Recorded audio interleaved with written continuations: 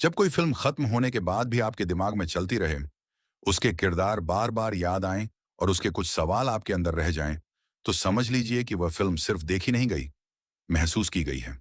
और मेरे लिए अवारापन ऐसी ही फिल्म है। पहली नजर में अवारापन को देखने पर लगता है कि यह एक ऐसी कहानी है जिसमें एक खतरनाक आदमी है, एक अधूरी मोहब्बत है, कुछ गलत फैसले हैं और फिर एक बड़ा इमोशनल क्लाइमैक्स आता है। लेकिन अगर आप इस फिल्म को सिर्फ लव स्टोरी या गैंगस्टर ड्रामा समझकर देखेंगे, तो शायद आप इसकी सबसे खास चीज को मिस कर देंगे। क्योंकि अवारापैन की असली कहानी मोहब्बत मिलने की नहीं है। इसकी असली कहानी है एक ऐसे इंसान की जो मोहब्बत खोने के बाद धीरे धीरे खुद को भी खो देता है। शिवम को जब हम पहली बार देखते हैं, तो वह एक मजबूत और खतरनाक आदमी दिखाई देता है। उसके पास ताकत है, पैसा है, लोग उससे डरते हैं और उसके ऊपर एक ऐसा आदमी है जिसके आदेश को मानना उसकी जिंदगी का हिस्सा बन चुका है।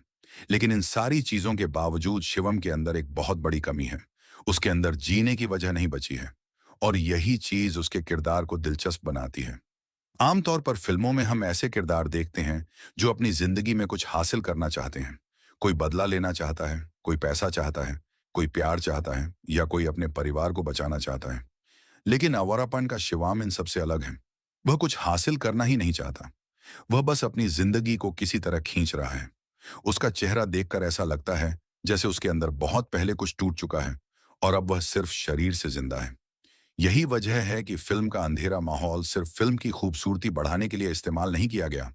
अंधेरी सड़कें, खाली कमरे, रात का माहौल और शिवम की चुप्पी, ये सब मिलकर उसके अंदर की दुनिया को दिखाते हैं। बाहर जितना अंधेरा दिखाई देता है, अंदर शिवम उतना ही ज्यादा अंधेरा महसूस कर रहा होता है। और फिर उसकी जिंदगी में रेहाना आती है। अब यहाँ एक बहुत जरूरी चीज समझने की जरूरत है। रेहाना सिर्फ शिवम की लव इंटरेस्ट नहीं है। वह उसके लिए एक तरह का आईना बन जाती है। शिवम ने दुनिया को देखने का अपना तरीका खो दिया था। उसके लिए लोग सिर्फ काम थे, आदेश थे और परिस्थितियां थीं। लेकिन रेहाना के सामने पहली बार उसे एक ऐसा इंसान दिखाई देता है जिसके दर्द को वह नजरअंदाज नहीं कर सकता। यहीं से शिवम के अंदर एक छोटी सी लड़ाई शुरू होती है। एक तरफ वह जिंदगी है जिसे वह सालों से जी रहा है। दूसरी तरफ उसकी वह इंसानियत है जिसे उसने कहीं बहुत पीछे छोड़ दिया था। और फिल्म की सबसे खूबसूरत बात यही है कि शिवम अचानक से अच्छा इंसान नहीं बन जाता। उसका बदलाव धीरे धीरे होता है। पहले वह सिर्फ परिस्थितियों को देखता है, फिर वह सवाल पूछना शुरू करता है। फिर उसे एहसास होता है कि जिन चीजों को वह इतने सालों से सही समझता आया है, शायद वे सही थी ही नहीं। और आखिर में वह उस व्यवस्था के खिलाफ खड़ा होने का फैसला करता है जिसका वह खुद हिस्सा था। यहीं अवारापान एक साधारण लव स्टोरी से कहीं बड़ी फिल्म बन जाती है। क्योंकि यहाँ मोहब्बत मंजिल नहीं है। मोहब्बत सिर्फ एक वजह है जिसके कारण शिवम अपने अंदर झांकना शुरू करता है। और यह अंतर बहुत बड़ा है। रेहाना शिवम को बदलती नहीं है। वह सिर्फ उसके अंदर बचे हुए इंसान को बाहर आने का मौका देती है। शायद इसी वजह से दोनों के बीच का रिश्ता इतना इमोशनल लगता है। क्योंकि यह सिर्फ दो लोगों के एक दूसरे के करीब आने की कहानी नहीं है। ये एक ऐसे आदमी की कहानी है जो किसी दूसरे के दर्द को समझते समझते पहली बार अपना दर्द समझना शुरू करता है। और यहाँ इमरान हाशमी का परफॉर्मेंस भी बहुत महत्वपूर्ण हो जाता है। शिवम के किरदार में सबसे ज्यादा ताकत उसके डायलॉग्स में नहीं है, उसकी आंखों में है। कई बार वह कुछ नहीं कहता, लेकिन उसके चेहरे पर इतना कुछ दिखाई देता है कि डायलॉग की जरूरत ही नहीं पड़ती। उसकी चुप्पी में गुस्सा भी है, पछतावा भी है, प्यार भी है और एक ऐसा खालीपन भी है जिसे शब्दों में समझाना मुश्किल है। और मेरे हिसाब से यही शिवम के किरदार की सबसे बड़ी खूबसूरती है। वह पूरी फिल्म में सिर्फ बाहर की दुनिया से नहीं लड़ रहा होता। वह अपने अतीत से लड़ रहा होता है।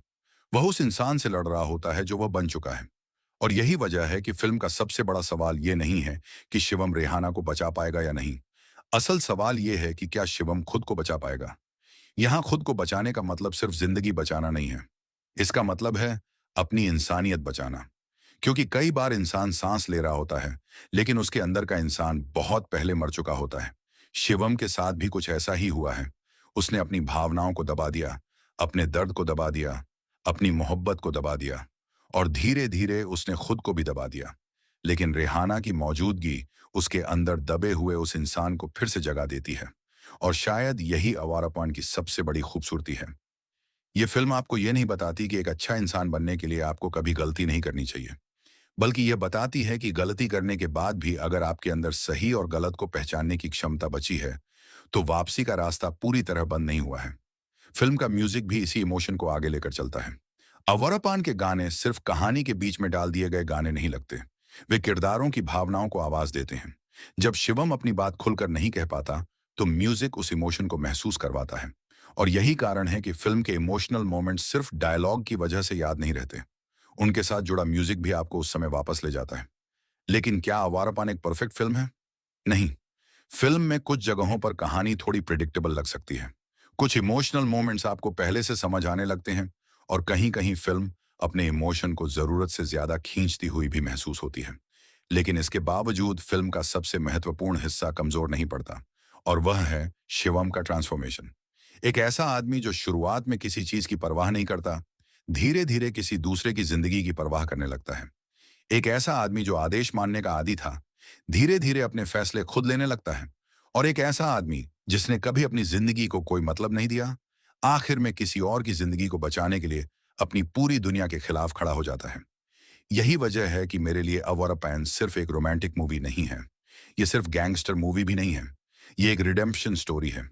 एक ऐसे इंसान की कहानी जिसने गलत रास्ते पर चलते-चलते खुद को खो दिया था, लेकिन किसी दूसरे इंसान के दर्द में उसे अपनी इंसानियत वापस मिल गई। और शायद यही वह वजह है जिसके कारण फिल्म खत्म होने के बाद भी शिवम का किरदार आपके दिमाग में रह जाता है। क्योंकि कहीं ना कहीं हम सभी के अंदर एक शिवम है।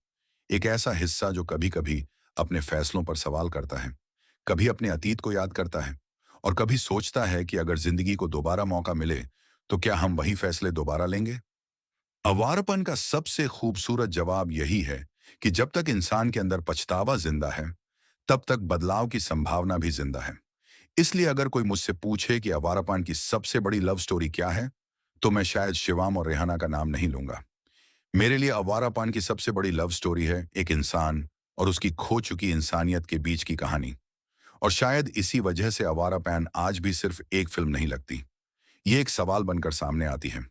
एक ऐसा सवाल जिसका जवाब हर इंसान को अपनी जिंदगी में कभी ना कभी खुद देना पड़ता है, कि हम जो बन चुके हैं, क्या हम सच में वही बनना चाहते थे? अगर आपको अवारापन भी सिर्फ एक लव स्टोरी नहीं, बल्कि एक टूटे हुए इंसान की वापसी की कहानी लगती है, तो कमेंट में जरूर बताइए कि इस फिल्म में आपको सबसे ज्यादा क्या महसूस हुआ।